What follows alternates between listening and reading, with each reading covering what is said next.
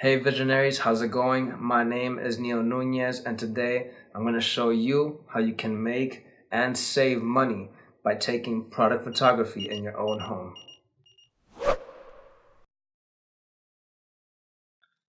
You're going to need a few things in order to make this possible.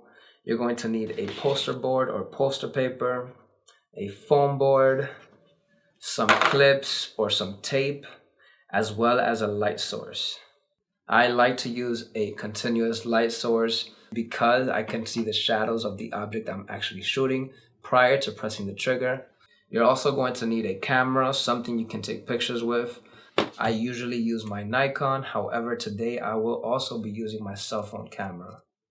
I also recommend you have a tripod in order to make everything stable, and your finger so you can break that subscribe button and poke that bell. The first thing you're going to need is your poster paper. You're going to use it as a backdrop. Make sure you use a clip or a tape to make sure that it is fastened and it doesn't fall from the location you initially put it in. And the second object you are going to use is your poster board or your foam board.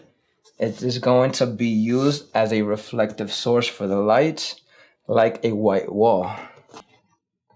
Whether it's for Instagram, Facebook, Craigslist, Amazon, whatever it is, find the object that you need to take an image of.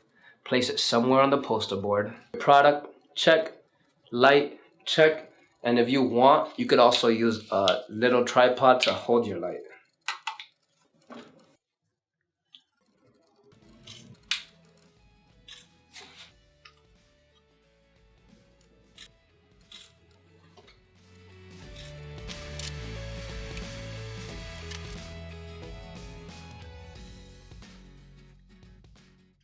If you enjoyed this video, don't forget to break that subscribe button and poke that bell so you don't miss anything.